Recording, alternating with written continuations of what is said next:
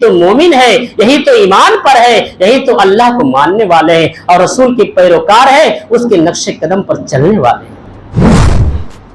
جسے نہ الف آتا ہو نہ با آتا ہو، با کے پاس نہ تا آتا ہو اور نہ سا اور یا تک کوئی علم ہے، یہ آج فتویٰ ٹھوک دیتا ہے، ذمہ دار ہے۔ کوئی عالم اس کے ذمہ دار نہیں ہے، کوئی مولوی اس کے ذمہ دار نہیں ہے۔ ہر چیز کو تو اللہ رب العالمین نے قرآن میں کھول کھول کر کے بتا دیا، لیکن آپ نے 1 لاکھ اور 2 لاکھ کی جانور کو خرید کر کے جب آپ لوگوں کے سامنے تذکرہ کر دیا ہے، سارا عمل آپ کا پانی ہو گیا۔ ان الحمد للہ نحمده ونستعینه ونستغفره ونؤمن به ونتوكل عليه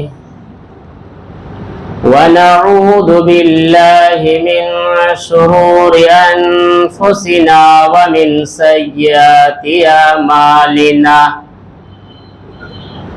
من يهده الله فلا مضل له ومن يضلله فلا هادي له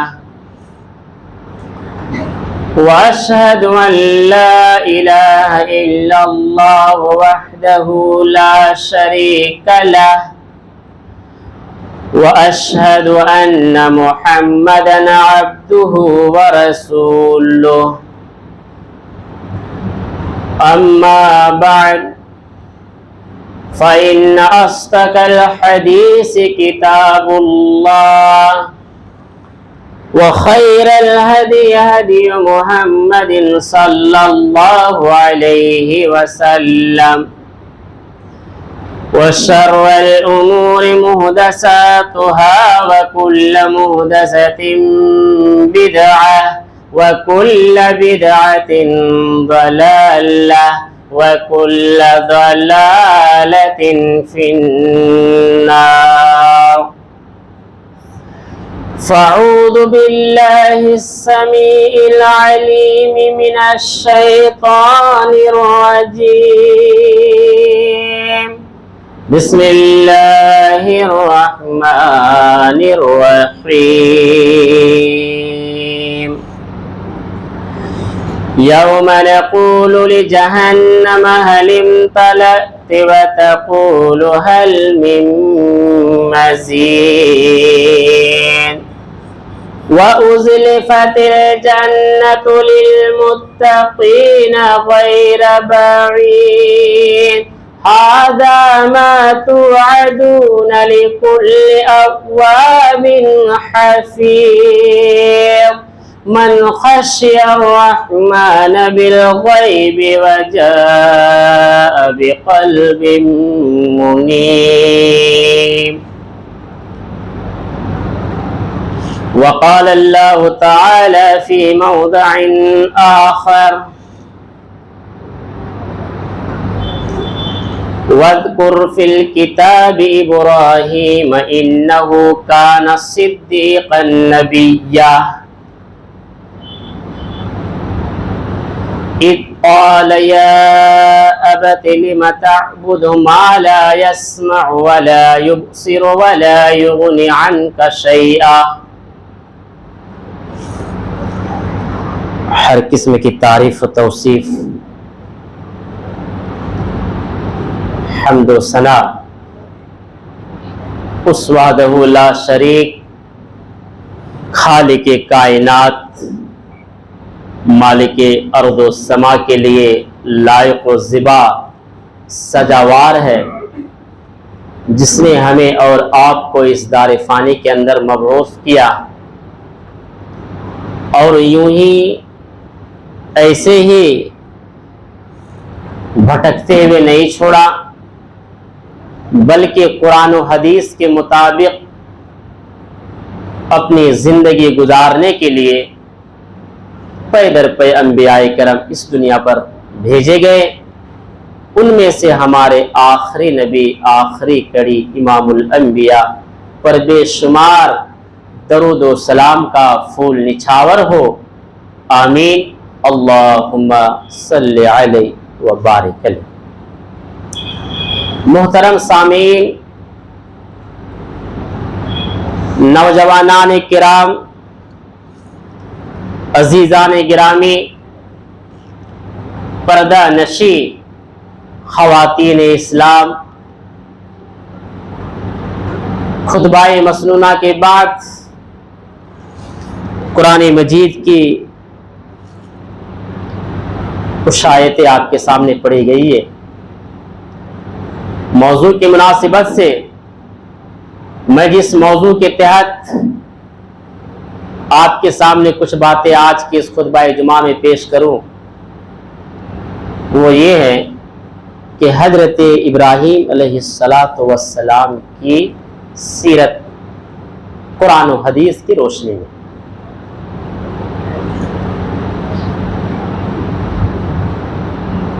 ہم اور آپ یہ اچھی طرح سے واقف ہیں، حضرت ابراہیم علیہ السلام کے تعلق سے بہت سی باتیں آپ نے پہلے بھی سنی رکھی ہوگی، لیکن میں یہاں آج صرف اور صرف قرآن کی روح سے کچھ اہم بات کی طرف میں آپ کو توجہ دلاؤں اور یہ احساس دلاؤں کہ ہم جس دنیاوی زندگی میں سانس لے رہے ہیں، ہم بھی یہاں تاریخی اور ضلالت کے دلدل میں ڈوبے ہوئے ہیں، تو ہمیں اور آپ کو کون سی ایسی ذمہ داری عائد ہوتی ہے، وہ آج انشاءاللہ قرآن کے آئینے میں آپ کے سامنے پیش کیا جائے گا۔ صرف یہ نہیں کہ جب موقع محل آئے حضرت ابراہیم علیہ السلام کی سنت کو زندہ کرنے کا، تو ہم اس کی سیرت کو جانیں۔ ماشاءاللہ اس مسجد کے اندر 70 80 90 100 جس کو اللہ جتنی زندگی دی ہے شخص موجود ہوں گے۔ آپ نے کئی علماء سے اس کی سیرت تو آپ نے سنی ہوگی، اس لیے مجھے اس کی ڈیٹیل سے بیان کرنے کی ضرورت نہیں ہے، آپ جانتے ہوں گے اچھی طرح سے، اور میں اس کی خلاصہ وضاحت میں جانا بھی نہیں چاہتا۔ میں سیدھے سیدھے لفظوں میں قرآن کی آیت پڑھوں گا، اس کی ترجمہ کروں گا اور آپ ہی سے سوال کروں گا کہ کیا آج یہ عمل ہے ہمارے اندر؟ بس یہ آئینہ آپ کو دکھاؤں گا۔ اس لیے میرے بھائیوں، یہ بڑا مقدس گھڑی ہے اور وقت بھی بڑا مختصر ہے، اپنے ذہن و دماغ کو ذرا یہاں حاضر رکھیے، اور یہ نہیں کہ ہم سن رہے ہیں اور سننے کے بعد عمل نہیں کر رہے ہیں تو اس کا بھی وبال آپ کے اوپر ہوگا، عالم کے اوپر نہیں ہوگا۔ کیوں؟ کل قیامت کے دن اللہ تو پوچھے گا کہ ہمارا پیغام آپ تک پہنچا تھا کہ نہیں۔ یہ نہیں کہ ہم صرف جمعہ آ رہے ہیں، مزہ آ گیا بیان میں، یہ مزہ لینے کے لیے آ رہے، پھر آپ کو سزا ملے گی وہاں۔ یہ خود بھی مزے کے لیے نہیں ہوتے میرے بھائیوں، عمل کے لیے ہوتے، تو اس لیے عمل کیجئے۔ تو آئیے پہلی بات یہ احساس دلاؤں کہ ابراہیم علیہ السلام عراق کی سرزمین میں پیدا ہوئے، سب جانتے ہیں، اچھی طرح سے واقف ہیں۔ کہاں پیدا ہوئے یہ بھی آپ جانتے ہیں، شرک بدعت کے گھرانوں میں آپ کی پیدائش ہوئی۔ آپ کے والد آزر، آپ یہ بھی جانتے ہیں کہ بھوت بیچا کرتا تھا، اور آپ بچپن میں آپ بھی جاتے تھے مارکیٹ یا بازار میں، بھوتوں کو بیچا کرتے تھے۔ اس وقت عقل نہیں تھا، دھیرے دھیرے عقل آئی گئے۔ لیکن ہاں، جو اب اہم نکات میں آپ کو یاد دلانا چاہوں، جو سیرت کی کتاب میں لکھا ہے، آپ جب بازار میں جاتے ہیں تو حضرت ابراہیم علیہ السلام کی زبان سے کون جملے نکلتے تھے اور کیا کہہ کے آپ بت کو بیچا کرتے تھے، اس جملے پر ذرا غور کریں۔ لوگوں سے کہتے تھے، اے لوگوں یہ بت ہے، یہ نہ آپ کو نفع دے سکتا ہے نہ نقصان دے سکتا ہے، کسی بھی چیز کی آپ کا مالک ہے ہی نہیں۔ بچپن ہی سے غور کیجئے، اس کی عقل کو داد دی ابراہیم کی۔ یہ بت ہے، نفع نقصان کا یہ مالک ہے نہیں کہ آپ اسے خریدو گے. یہ آپ کہا کرتے تھے لوگوں سے. اس سیرت کی کتاب میں ہے. اب اس جملے کو آپ حدیث اور قرآن میں مت ڈھونڈیے، یہ سیرت کی کتاب میں سیرت نگاروں نے لکھا ہے. اب جو قرآن کی بات آئے گی اس کی دلیل میں آپ کے سامنے پیش کروں گا. یہ تو اس کی شروعاتی کا ایک احوال ہے، زندگی ہے. آپ نے اس طرف مائل ہونا چاہا تو اللہ نے آپ کو دی وہ توفیق. اب میں جو دوسرے پوائنٹ بیان کروں وہ یہ ہے، آج ہم اور آپ بھی جس دنیا میں سانس لے رہے ہیں وہ خوش نصیب بندہ ہوگا جو توحید گھرانوں میں جس کی پیدائش ہوئی ہوگی. اب وہ شخص ذرا غور کرے جو توحید کے علاوہ شرک بدعت کے دلدل میں جو ڈوبا ہوا ہے، اور ان گھرانوں میں سے کسی ایک افراد کو، کسی ایک شخص کو اللہ رب العالمین نے توحید کی سمجھ دے دی، تو اب اس بندے پر کیا ذمہ داری عائد ہوتی ہے؟ وہ سیکھے ابراہیم علیہ السلام سے. آپ نے جب دیکھا کہ ہمارے باپ آذر بت کی پرستش کر رہے ہیں، یہ تو یار کوئی کام دینے والی چیز تو ہے ہی نہیں. اللہ رب العالمین نے اس کا تذکرہ قرآن مجید کے اندر کیا، اور باضابطہ آپ پڑھتے چلے جائیے وہ آیتیں. قرآن مجید کی سورہ مریم سورہ نمبر 19 آیت نمبر 41 سے لے کر کے 47 تک آپ پڑھتے چلے جائیے کہ جب ابراہیم علیہ السلام کو اللہ رب العالمین نے ایک نبی کے لقب سے ملقب کیا ہے. وَإِذْ قَالَ ابراہیم، جب اللہ رب العالمین نے ابراہیم علیہ السلام کو کہا اِنَّهُ كَانَ صِدِّيقًا نَبِيًّا، یہ ہمارے سچے نبی ہیں. صدیق النبی، کہا کہ نبی یہ تو سچے ہیں، یہ لقب کیسے ملی سچے نبی؟ ابھی اس طرف بعد میں آؤں گا، ابھی آگے دیکھیے. آؤ، یہ لقب جو ملا آپ کو، مفسرین لکھتے ہیں کہ بچپن ہی میں آپ غور و فکر کیا کرتے تھے اور اپنا دماغ لگایا کرتے تھے. یہ نہیں کہ ہمارے باپ دادا کر رہے تو ہم بھی کریں اس کام. لوگ کیا کہیں گے یہ ان کی زبان میں نہیں تھی. اللہ رب العالمین نے اس کی سوچ اور سمجھ اور وہ غور و فکر کیا کرتے تھے، تدبر کیا کرتے تھے، تراشتے تھے. یار یہ تو کوئی فائدہ تو ہے ہی نہیں جس کو یہ کود رہے ہیں.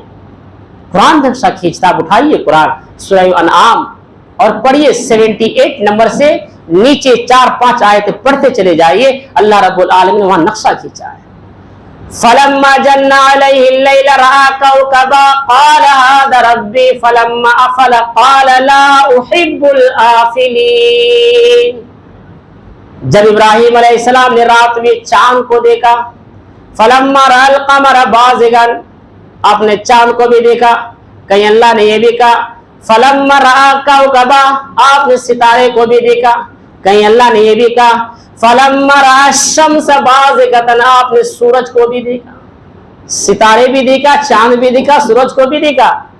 اب یہ غور فکر کرنے لگے، یار یہ چاند ستارہ میرا رب ہے. جب وہ ڈوب گیا تو کہنے لگا فَلَمَّا أُحِبُّ الْآفِلِينَ، ڈوبنے والے کو میں پسند نہیں کرتا، یہ میرا رب ہو ہی نہیں سکتا. پھر جب آپ نے چاند کو دیکھا تو کہنے لگا ہاں یہ میرا جب چاند چمکنے لگے تو کہا کہ یہی میرا رب ہے. اور جب چاند بھی غائب ہو گیا، چاند بھی ڈوب گیا تو کہنے لگا پروردگار عالم، اگر آپ نے مجھے ہدایت کی راہ نہ دکھلائی تو پھر میں ظالموں میں سے ہو جاؤں گا، گمراہ لوگوں میں سے ہو جاؤں گا. غور کر رہے ہیں، دیکھ رہے ہیں بچپن سے بھی اس کی غور پر جاؤ. پھر آپ نے صبح بھی سورج کو دیکھا، فَلَمَّا رَأَى الشَّمْسَ بَازِغَةً قَالَ هَٰذَا رَبِّي هَٰذَا أَكْبَرُ، کہا ہاں یہ میرا رب ہے اور یہ بہت بڑا رب ہے. هَٰذَا أَكْبَرُ، قرآن میں کہا یہ میرا بہت بڑا رب ہے. جب سورج بھی اپنا غروب ہو گیا اپنے وقت پر تو کہنے لگا نہیں یہ غروب ہونے والا، ڈوبنے والا، چمکنے والا یہ ہمارے رب ہو ہی نہیں سکتا. ابھی دیکھیے نبی کا لقب نہیں ملا، جملے پر غور کیجیے گا. غور و فکر کر رہا ہے، قرآن اس کا نقشہ کھینچا ہے بچپن کا. اب مسلمانوں سوچو، یہی تو میں احساس دلا رہا ہوں. آج ہمارے امت مسلمہ جس شرک بدعت کے دلدل میں ڈوبے ہوئے ہیں، وہ ابراہیم کی اس سیرت کو ذرا احساس کرے کہ آپ کس طرح بچپن میں غور و فکر کیا کرتے تھے اور اپنے آپ کو بدلنے کے لیے اللہ کی بارگاہ میں ہدایت کی دعا کیا کرتے تھے. کیا مسلمانوں ہم نے کبھی کیے؟ اگر کوئی شخص شرک بدعت کے راہوں میں ڈوبا ہوا ہے تو اپنے آپ کو تلاش کی توحید حق کو تلاش کرنے کے لیے بندہ احساس کرے اپنے دل میں، کون اس کے ذمہ دار ہے؟ کوئی عالم اس کے ذمہ دار نہیں ہے، کوئی مولوی اس کے ذمہ دار نہیں ہے۔ ہر چیز کو تو اللہ رب العالمین نے قرآن میں کھول کھول کر کے بتا دیا ہے۔ آپ تو ہدایت لینے کے لیے اللہ کی بارگاہ میں آنے کے لیے آپ تیار نہیں ہو رہے۔ کتنی بدتمیزی اور بے غیرت کی بات ہو گئی ہے۔ جملے بغیر کہہ دو تو غلط نہیں ہوگا۔ اگر کوئی اللہ والا چھوڑو، اللہ والی بھی بندی اگر اللہ کے گھروں میں آنا چاہتی ہے تو آج یہ مسلمان اسے بھی روک دیتے ہیں، کہتے ہیں مت بھیجو یار، مسجد فتنے کی جگہ ہے، نعوذ باللہ من ذالک۔ کتنی بری بات ہے یہ، جہاں قال اللہ قال رسول کی فرمان ہے، صحیح مسلم کی وہ حدیث کو آپ اٹھائیے، اللہ کے نبی کا فرمان ہے، اللہ کے گھر مساجد کا تذکرہ ہے اس حدیث کے اندر، جہاں قرآن کی تلاوتیں ہوتی ہیں، وَيَتَدَارَسُونَ اور اس کے بعد درس دیے جاتے ہیں۔ یہ اہتمام کہاں ہوتی ہے بھائی؟ پارک میں ہوتی ہے، بازاروں میں ہوتی ہے، کہیں چوراہوں پر ہوتی ہے۔ سوچو، میں صرف احساس دلا رہا ہوں آپ کو، کہاں یہ ساری چیزیں ہوتی ہیں؟ اللہ کے گھر مساجد کا تذکرہ اس حدیث کے اندر آیا ہے۔ اگر یہ ساری چیزیں اگر آپ کو سننی ہے تو کل میں نے 8-9 منٹ کا میں نے اس کا بیان عورتوں کو مسجد میں آنے سے نعرہ کو اس پر میں نے بول کر کے یوٹیوب میں ڈال دیا ہے۔ اب جس بھائی کو سننا ہو ساری دلائل وہاں پر موجود ہے، آپ سن لیجئے اور اپنے آپ کو ہدایت کی راہ پر لے آئیے۔ تو یہی نقطہ مجھے بتانا تھا کہ ابراہیم علیہ السلام نے غور و فکر کی تو اللہ نے اسے ہدایت دی۔ آج ہم غور و فکر اپنے آپ کو نہیں کر رہے، اور وہ شخص سے بھی غور کریں جسے نہ الف آتا ہو، نہ با آتا ہو، با کے پاس نہ تا آتا ہو اور نہ سا اور یا تک کوئی علم ہے، یہ آج فتویٰ ٹھوک دیتا ہے کہ عورتوں کو اللہ کے گھر میں نہیں آنا چاہیے۔ کتنی بے غیرت کی بات ہے، نعوذ باللہ من ذالک۔ یار تمہارا زبان ہلتا نہیں ہے کیا؟ تمہارا دل کیا دھڑکتا نہیں ہے، کانپتا نہیں ہے کئی الفاظ بولنے میں کہ جملے کہاں جا رہے ہیں؟ تم اس نبی کے ساتھ کھلواڑ کر رہے ہو کیا؟ قرآن کی آواز پڑھ لینا، اس بیان میں دلیل دی گئی اس میں ساری چیزیں کہ جو اللہ اور اس کے رسول کی آواز کے ساتھ اپنے آواز کو ملاتا ہے، یہ ایک مومن کی شان نہیں ہے تو کس کی شان ہے؟ فیصلہ آپ کر لو گے، مجھے بتانے کی ضرورت نہیں ہے، قرآن جواب دیتا ہے ساری چیزیں۔ تو یہ ہے ابراہیم کی سیرت میرے بھائیوں۔ وہ جب وہ دیکھتے تھے کہ لوگ گمراہی کے دلدل میں جا رہے ہیں، شرک بدعت میں ڈوب رہے ہیں، تو اپنے آپ کو غور و فکر کر رہے ہیں، احساس کر رہے ہیں، اپنے نفس سے ہی سوال کر رہے ہیں، اور اگر وہ سوال کا جواب نہیں ملتا تو پھر وہ اللہ رب العالمین سے ہدایت کی دعا مانگا کرتے تھے۔ تو مسلمانوں، جب تمہارا دل کسی چیز پر جھک نہیں رہا ہے، تمہارا دل جب ہدایت کی راہ پر نہیں آ رہا ہے، تمہارا دل جب توحید تمہیں نہیں سمجھا پا رہی ہے، تو اس پروردگار سے سوال تو کر لو کہ اللہ مجھے وہ راہ دکھلا دے۔ اللہ آپ کے دل کو پھر دے گا۔ اللہ کے نبی کا فرمان ہے، مصرف القلوب بھی ہے، مقلب القلوب بھی ہے، وہ دلوں کو پھرنے والا ہے۔ ثبت قلبی علی دینک، اگر آپ اپنے دین پر ثابت قدم رہنا چاہتے ہیں تو یہ بھی دعا اللہ سے آپ کو کرنی پڑے گی، جس طرح ابراہیم کی سیرت سے ہمیں یہ سبق مل رہا ہے۔ تو قرآن میں ابراہیم کی سیرت بڑا زبردست کھینچا ہے۔ آپ نے چاند دیکھا، سورج دیکھا، ستارے دیکھا اور یہ غور و فکر کرنے لگا اور اللہ سے سوال کی کہ پروردگار عالم تو ہی مجھے سیدھی راہ دکھلانے والا ہے۔ تو اللہ رب العالمین نے قرآن میں کہا سورہ ال عمران کے اندر، وہ ایک حنیف تھے، مسلمان تھے، یہودی نصرانی نہیں تھے۔ آپ 78 نمبر کی آیت پڑھیے قرآن مجید کی، اور سورہ ال عمران کی آیت ہے۔ اللہ نے کیا نقشہ کھینچا، ما کان ابراہیم یہودیا ولا نصرانیا ولکن کان حنیفا وما انا من المشرکین۔ میرا وہ نبی ابراہیم نہ یہودی ہے نہ نصرانی ہے، وہ دین حنیف پر ہے۔ دین حنیف کسے کہتے ہیں؟ دین حنیف کہتے ہیں کہ 100 دنیا کے شرک بدعت کو ٹھوکر مار دو اور ایک اللہ کی طرف جھک جانا، ایک اللہ ہی کی طرف اکتفا کرنا، ایک اللہ ہی کی بندگی کرنا، یہ دین حنیف اور اسے کہتے ہیں مسلمان۔ اللہ نے اس آیت میں تذکرہ کر کے ابراہیم کی طرف اشارہ کر دیا ہے کہ میرا ابراہیم دین حنیف تھے، وہ مسلمان تھے، یہ کوالٹی جس کے اندر پایا جا رہا ہے، اب وہ شخص یہ جملے کہہ سکتا ہے جو قرآن جواب دیتا ہے وما انا من المشرکین، اب میں مشرکوں میں سے نہیں ہوں۔ اب مسلمانوں سوچو، مزاروں کو جا کر کے جھک بھی جاتے ہیں، سب کچھ وہاں کر رہے ہیں، اللہ کو چھوڑ کر کے غیروں کو اپنا مشکل کشا حاجت روا بنا رہے ہیں، اور ہم کہیں گے کہ اپنے آپ ہم مسلمان ہیں؟ کیا کہہ سکتے ہو مسلمان؟ یہ آیت اس بات کی بیان دلیل ہے کہ ابراہیم نے 100 اللہ کی طرف جھکا۔ یہ سیرت ابراہیم کی ہمیں اس بات کی دلیل ہے کہ یہ ساری کوالٹی اور یہ صفت اس نبی کے اندر پایا گیا، تب جا کر کے اس نے یہ اعلان کر دیا وما انا من المشرکین، اب میں مشرکوں میں سے نہیں ہوں۔ یہی بات اللہ رب العالمین نے قرآن مجید کی اس ال عمران کی آیت میں کلیئر کر دی کہ میرا ابراہیم یہ دین حنیف پر ہے اور یہ مسلمان۔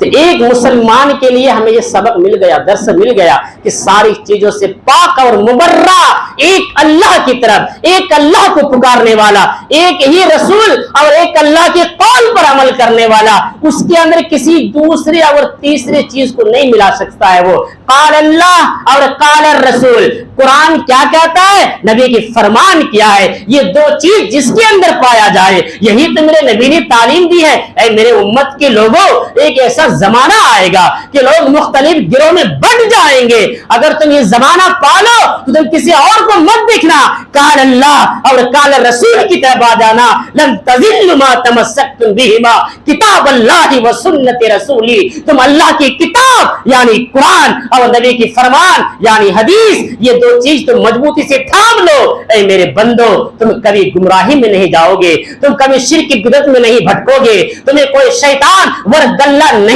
سکتا اگر یہ دو چیز تمہارے اندر ایک کٹھا ہو جائے۔ اسی کے تو کہا گیا میرے بھائیو وانتم الاعلون ان کنتم مومنین، یہی تو مومن ہے، یہی تو ایمان پر ہے، یہی تو اللہ کو ماننے والے ہیں اور رسول کے پیروکار ہے، اس کے نقش قدم پر چلنے والے ہیں۔ تیسرا اگر آ گیا تو عمل پانی پھر گیا۔ اور آگے بڑھیے، دیکھیے سورہ مریم جو باتیں چل رہی تھی شروع میں، اللہ نے سچے نبی ابراہیم کو کیوں کہا؟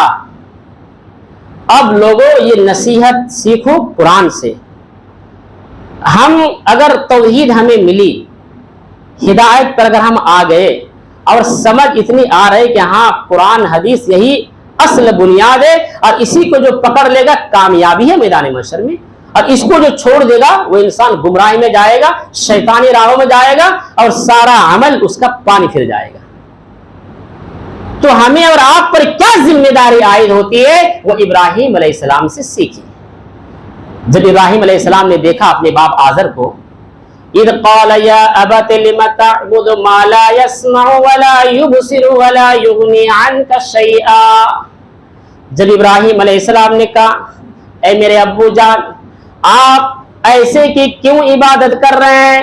ما لا يسمع، جو نہ سنتا ہے، ولا يبصر، اور نہ دیکھتا ہے، ولا يغني عنك شيئا، اور نہ کسی چیز میں آپ کو فائدہ دے سکتا ہے۔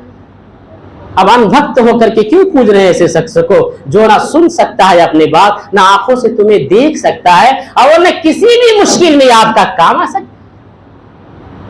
یہی صورتحال آج ہمارے مسلمانوں کی۔ ہمارا صاحب نے جو کہہ دیا وہ کہہ دیا، پتھر کی لکیر ہے۔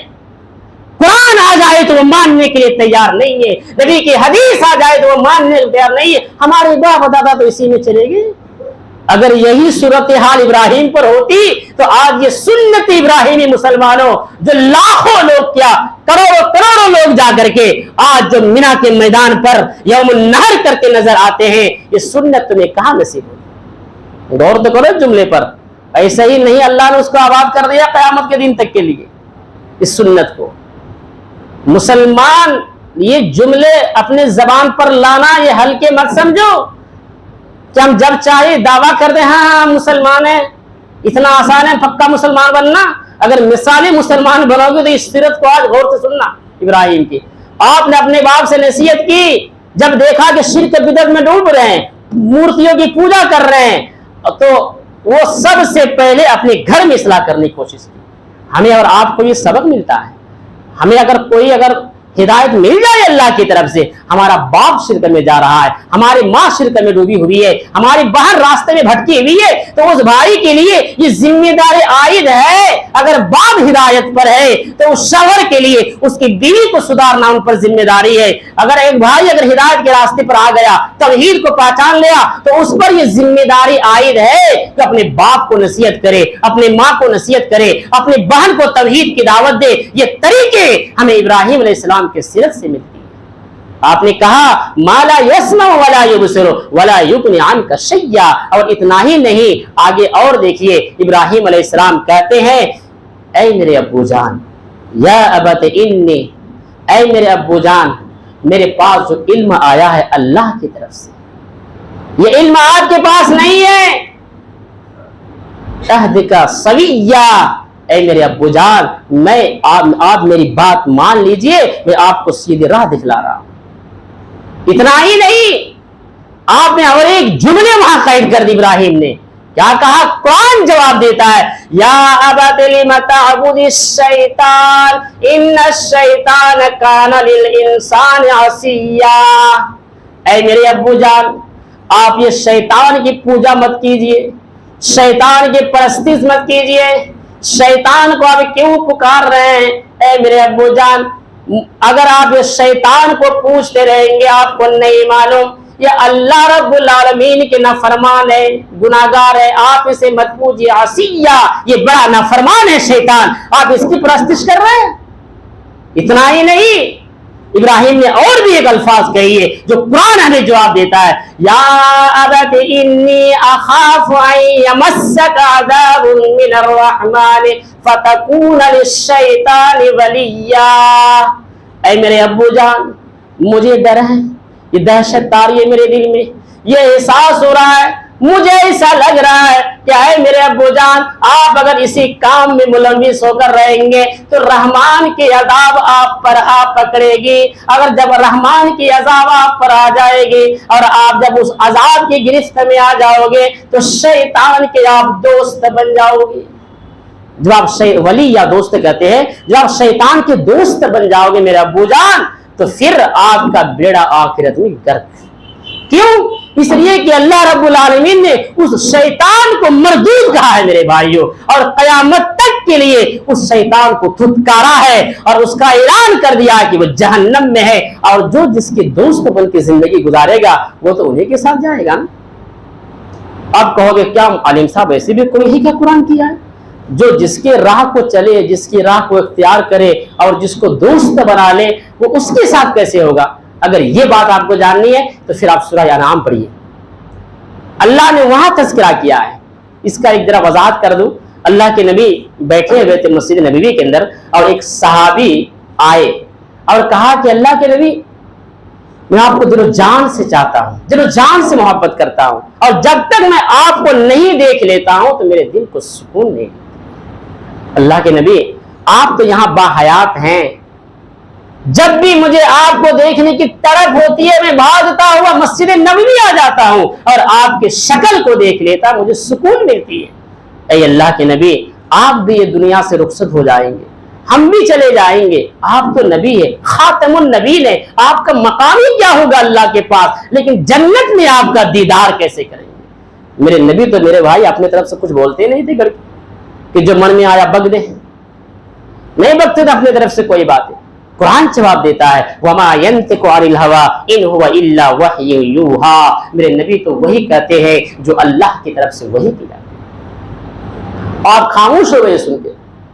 اللہ رب العالمین نے جبریل امین کو بھیجا، کہا کہ جا میرے حبیب کو اور یہ پیغام سنا دے. سورۃ النساء کی یہ آیت نازل ہوتی ہے اولئک مع النبیین والصدیقین والشہداء والصالحین وحسن اولئک رفیقا. اے نبی، آپ یہ پیغام پہنچا دو امتوں کو، جو جس کے ساتھ کرے گا، جو جس کی صحبت کو اختیار کرے گا، جو جس کو چاہے گا پسند पसंद करेगा और मोहब्बत कर लेगा वो उसके साथ होगा। अगर नेक लोगों के साथ करता है तो नेकों के साथ दोस्त बनाया जाएगा, अगर अंबियाओं के साथ करता है तो वो अंबियाओं के साथ उठाया जाएगा, उसका रफीक बनाया जाएगा। अगर नबियों और अंबिया और सुहादा और सालिहीन की सोहबत को इख्तियार करता है और उनके कौल के मुताबिक अगर अपने आप को तरजीह देता है और सबसे आला गेर जो अल्लाह के नबी के सामने ये वजाहत की गई है वो आखिरी नबी खातमुन नबीयीन इमाम आजम सारे दुनिया वालों के लिए जो सरदार बना करके भेजे गए हैं, ऐसे नबी की जो नक्शे कदम को अपना लेगा उसका कल मैदान महशर में कामयाबी है। इतनी बड़ी दलील मुसलमानों कुरान के अंदर मिली है। अब बताओ इतनी बड़ी अच्छी वजाहत कुरान ने हमें कर दी है और हमें किसी औरों की इख्तियार करने की क्या जरूरत है। पता ये चला वही इब्राहिम की सीरत, जिस तरह इब्राहिम ने देखा था अपने बाप को, कहा था मुझे या अबत लिमा ताबुदी शैतान, शैतान तुम्हें खफ्त कर दिया तुम्हारे दिमाग को, तो तुम्हें इस कदर तुम्हें राह में चला दिया कि अब तुम्हारे आंखों में सिर्फ वही अच्छी लगती है और अल्लाह की फरमान और हमने जो सही दीन तुम तक पहुंचा रहा है ये तुम्हें समझ में नहीं आ रही है। अच्छी नसीहतें करने के बाद अब जो उनके बाप आजर ने इब्राहिम अलैहिस्सलाम को जो अल्फाज कही है, कुरान कितना प्यारा अंदाज में जवाब दिया है और हमारे हजरत इब्राहिम अलैहिस्सलाम ने किस अंदाज में अपने बाप से भी जवाब देता है, ये भी नसीहत है हम लोगों की। क्या कहा था उसके बाद में? आइए कुरान की आयत सुनते हैं। قال أراغب أنت عن آلهتي يا إبراهيم لئن لم تنته لأرجمنك واهجرني مليا। ऐ मेरे बेटे इब्राहिम, तुम मेरे माबूदों के बारे में बुरा भला कर रहे हो। ऐ मेरे बेटे, अगर तुम ये अल्फाज से अगर बाज नहीं आए तो ऐ मेरे बेटे मैं तुझे संसार कर दूंगा, मार मार करके तुझे हलाक कर दूंगा, बर्बाद कर दूंगा। और बेहतर तो यही होगा कि तुम मुद्दतों के लिए मेरे यहाँ से चले जाओ, यानी हमेशा हमेश के लिए तुम मेरी नजरों से दूर हो जाओ, चले जाओ। ऐसी बातें मत करो मेरे सामने। अल्लाह ने उसको तौफीक दी ही नहीं थी आजर। उनकी आंखें खोल देने के बाद भी जब उन्हें नहीं हिदायत मिली तो बेटे की क्या गलती है? अब बेटे पर एक जिम्मेदारी आयद होती है। ये जिम्मेदारी हम लोगों के लिए भी नसीहत है जो हमें कुरान जवाब देता है। इब्राहिम ने क्या कहा ये बात सुनने के बाद? हम और आप अगर होते आज के दौर में और हमारा घराना अगर ऐसे मुलविस है शिर्क पर और हम अगर उसको समझाने लगे और अगर हमारा बाप हम पर जुल्म सितम करने लगे और कहे कि तो हट जा मेरी नजर से, चले जा, तो हम और आप क्या करते मुसलमानों? सोचो इस वाक्य को सामने रखें। भागते नहीं, उस बाप का सर फोड़ देते या तो मार के हाथ पैर तोड़ देते। ऐसे भी औलाद मौजूद है आज दुनिया में। होता कि नहीं होता? जरूर होता जाए। क्या यार तुझे सही बात कर रहा हूं तो थोड़ा थोड़ी मत करो। इस तरीके इब्राहिम से हमें मिला है, इस सीरत को ले लो।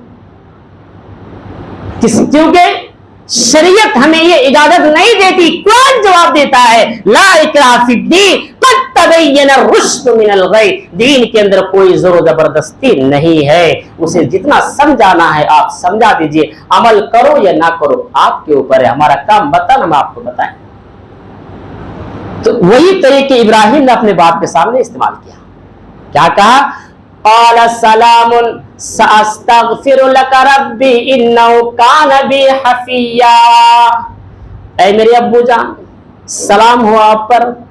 आप अपने बाप को सलाम देता है मुस्कुराते हुए और कहता है कि मेरे अब्बू जान, आपने हमें अपने घर से निकाल दिए, कोई बात नहीं। ऐ मेरे अब्बू जान, तब भी मैं आपके लिए अपने परवरदिगार से आपकी बख्शिश की दुआ करूंगा, हिदायत की दुआ करूंगा। मेरे भाई कितनी बड़ी बात है। वही इब्राहिम जिसे हमेशा हमेश के लिए घर से निकाला गया है, वही इब्राहिम जिसे हमेशा हमेश के लिए जब बचपन में बूतों को बेचा करता था, उनका बाप भी उन्हें पिटाई क्या करता था और कहता था कि तू मेरा कैसा औलाद है कि तू लोगों के सामने ये अल्फाज तू क्यों कहता है कि तू ऐसे बूत को क्या खरीदेगा जो ना तुझे नफा दे सकता ना नुकसान दे सकता है। तब भी जुल्म सितम सहने के बाद भी इब्राहिम अलैहिस्सलाम ने अपने बाप को गाली गुलूज से नहीं नवाजा है। इस जुमले को नोट करने की जरूरत है। और ना कोई ऐसा नाजिबा कलिमात अपने बाप के सामने कही है। कुरान ने हमें क्या तरतीब, क्या तरीके सिखाया है कि आप कहने लगे सलाम हो मेरे अब्बू जान, अपने अब्बू को सलामती का दुआ देता है और सलाम अर्ज पेश करता है और फिर कहता है कि मैं हमेशा हमेशा आपके लिए अपने परवरदिगार से आपकी बख्शिश और मगफिरत की दुआ करता है। कितनी बड़ी बात है। तो ये थी मेरे भाइयों हजरत इब्राहीम अलैहिस्सलातु वस्सलाम की सीरत, उनके चंद मरहले कुरान के आईने में जो आपके सामने पेश किया गया है। अब मैं दो तीन बातें आपसे कहूं। हमने तो अब तक जितना ही सुना कुरान की आयतें सुनते गए, अब जरा ये सारी बातें अपने दिमाग में रखो और अपने दिलों में जरा मुहासबा करो। आज हम मुसलमान क्या इस रास्ते पर चल रहे हैं? अभी कुर्बानी का मौसम तो आने ही वाला है, चंद दिन बाकी है। इस रास्ते पर तो नहीं है, मगर हाँ एक चीज पर जरूर है। अरे तुम्हारे बकरे की कीमत क्या है? वो कहेगा अरे तुम्हें मालूम नहीं, मैंने जो बकरा ले आया ना ये 35,000 की बकरा है, ये गलियों में लेकर के फिरेगा। अच्छा आप क्या दिखाना चाहते हो? 35,000 के बकरा, 40,000 के बकरा, 20,000 के बकरा, लाख के बकरा, चाहे 5 लाख की बकरा हो, आप ये साबित क्या करना चाहते हैं लोगों के सामने? यही तो मुझे पैगाम देना था पूरी इनकी सीरत को बताने का। अभी आऊंगा उस आयत के टुकड़े पर। अल्लाह रब्बुल आलमीन ऐसे ही नहीं कहा इब्राहीम अलैहिस्सलाम को कि इन्नी वजहतु वजह लिल्लज़ी फतरस समावाति वल अर्दि हनीफन वमा अना मिनल मुशरिकीन। एक सारी चीजों से छोड़ करके आपने जो आपने आप पर ये अल्फाज कहा था मैं आज मुशरिक में से नहीं हूं, मैं एक अल्लाह को पुकार रहा हूं, एक अल्लाह के एक सो करके उसी की कौल उसी की फरमान पर मैं अमल पे रहा हूं। यह है खालिस एक मुसलमान की ईमान, जिसका दिल के अंदर जो तकवा होती है ना वो लोगों को दिखाता नहीं है। ऐसे भी लोग आपको नजर आएंगे। मुझे नहीं मालूम आपके यहाँ के हालात क्या है, आज मैं जानता भी नहीं हूं, अभी मैंने आपके यहाँ से उतना मुशाहिदा भी नहीं किया है कि आपके यहाँ क्या चल रहा है, नहीं, लेकिन सिर्फ मुझे जो तजुर्बा है अपने तजुर्बे से मैं ये बात पेश कर रहा हूं कि ऐसे भी लोग होंगे मुआशरे के अंदर जो लोगों के सामने ये बड़ाई बयान करता होगा, यार मैंने 4 बकरे खरीद लिया है, मैंने फला उसको दे दिया है, एक तो वहां दे दिया है, अब मैं हर दिन में एक एक करके बकरा भी काटता हूं। अगर अल्लाह ने आपको नवाजा है, मुबारक हो आपके लिए, आप सवाब के हकदार हो, आप काबिल तारीफ है मुसलमान हो, लेकिन आपने 1 लाख और 2 लाख के जानवर को खरीद करके जब आप लोगों के सामने तज़किरा कर दिया है, सारा अमल आपका पानी फिर गया। क्यों? ये अल्फाज भले ही मेरी जबान से निकल रही है और आपके कानों को चीरती हुई दिलों तक घुस रही है, लेकिन जुमले मेरे नहीं है, ये कुरान का फरमान है। मेरा रब कुरान में मिसाल पेश किया है, ला यनालल्लाह लुहुमुहा वला दिमाउहा वलाकि यनालहु तक़वा मिनकुम। जो अल्लाह रब्बुल आलमीन की बारगाह में पहुंचता है, ना 1 लाख की जानवर पहुंचता है, ना 2 लाख के जानवर के खून पहुंचता है अल्लाह की बारगाह में। अगर अल्लाह की बारगाह में किसी चीज को अगर पहुंचता है तो जानवर उसका खून और गोश्त नहीं, बल्कि इंसान के तक़वा जो दिल के अंदर है, उसने किस नीयत से अल्लाह की राह में कुर्बानी दी है, उसकी नीयत क्या है, उसकी खुलूस क्या है, उसकी रजा वो अल्लाह के लिए है कि नहीं है। यही हमें इब्राहीम अलैहिस्सलाम की सीरत से हमें सबक मिलता है। जब इब्राहीम अलैहिस्सलाम ने हर कारनामे को जब अल्लाह रब्बुल आलमीन ने इम्तिहान लिया, और एक मामूली इम्तिहान नहीं, कोई छोटी मोटी इम्तिहान नहीं, आप बड़े बड़े इम्तिहान से कामयाब हो गए। वो सारे इम्तिहानात इंशाअल्लाह आने वाला नेक्स्ट जुमा आपके सामने बयान किया जाएगा कि आप किस तरीके से इम्तिहान दिए हैं और कैसे आपको अल्लाह रब्बुल आलमीन ने ये दीन हनीफ और कुरान में एक उम्मत के लक़ब से आपको पुकारा है, आपको तहे तना एक उम्मत कहा इब्राहीम को। ये बात भी आपके सामने पेश किया जाएगा। आज सिर्फ ये अमल करके जाओ मुसलमानों, अपने दिलो दिमाग में इस बात को बैठा लो। अगर ऐसी नीयत है तो किसी कचरे के डब्बे में निकाल करके फेंक देना, और ऐसी सोच अपने दिमाग में मत रखना।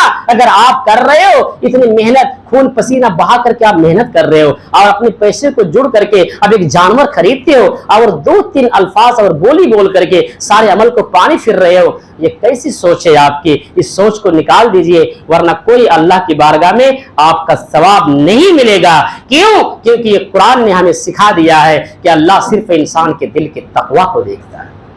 तो ये थी इब्राहीम की सीरत।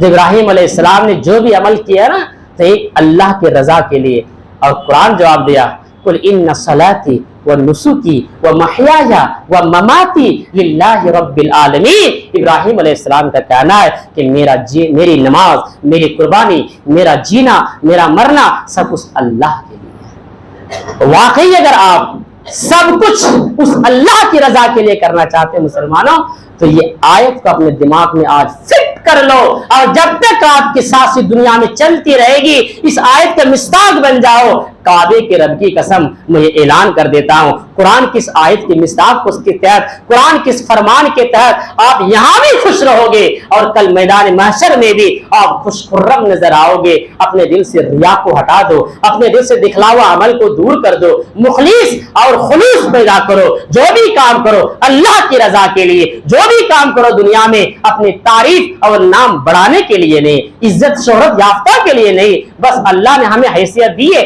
ہم کر رہے ہیں، اور اگر اللہ نے آپ کو اور زیادہ حیثیت دیا ہے یہ بڑی معزز اور بابرکت دین ہمارے سامنے آ رہا ہے. اس سنت کو زندہ کرنے کے لیے ہم تلاش کریں اپنے محلے میں، اپنے گلیوں میں کہ کوئی بیوہ ہے، کوئی یتیم ہے، کوئی لاچار ہے، کوئی بے بس ہے.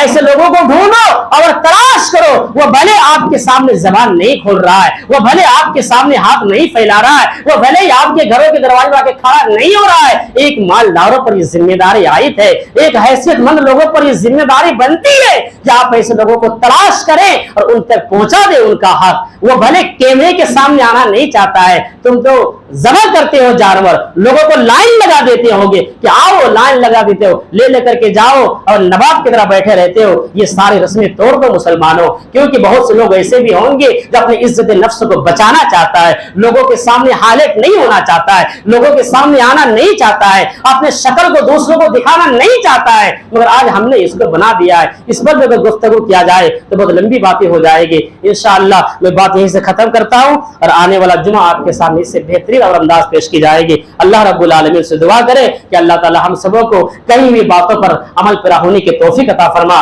جو بھی پریشانیاں اور خامیاں ہم میں پائی جا رہی ہے اسے دور فرما. قرآن و حدیث یہ ہماری زندگی کے اساس ہے، انہیں مضبوطی کے ساتھ پکڑے رہنے اور اپنی زندگی میں عمل کرنے کی توفیق عطا فرما. اللہ رب العالمین سے یہ بھی دعا کرتے چلے کہ پروردگار عالم بہت سے ہمارے بھائی پریشان حال ہے، ایسے بیماریوں میں مبتلا ہے مولا جن کا علاج دنیا میں کرتے کرتے تھک چکے ہیں. کوئی میرا بھائی کینسر کا مریض ہے مولا، آج اس کا آپریشن ہونے والا ہے. میں ان کے حق میں دعائیں خیر کرتا ہوں کہ پروردگار عالم آپ رحمان ہے، آپ رحیم ہے، آپ قہار بھی ہے، آپ ستار بھی ہے، آپ رزاق بھی ہے، آپ علی کل شیء قدیر ہے، آپ ڈاکٹروں کا ڈاکٹر ہے، آپ مالکوں کا مالک ہے، آپ حاکموں کا حاکم ہے. تجھ سے بڑھ کر کوئی ڈاکٹر ہو ہی نہیں سکتا. مولا کریم تو اس بھائی کو شفاء کاملہ اور عاجلہ عطا فرما. آمین. بارک اللہ لنا ولکم فی القرآن العظیم ونفعنا وإياكم بالآيات والذكر الحكيم إنه تعالى جواد كريم ملك بالرؤوف الرحيم ورب حليم.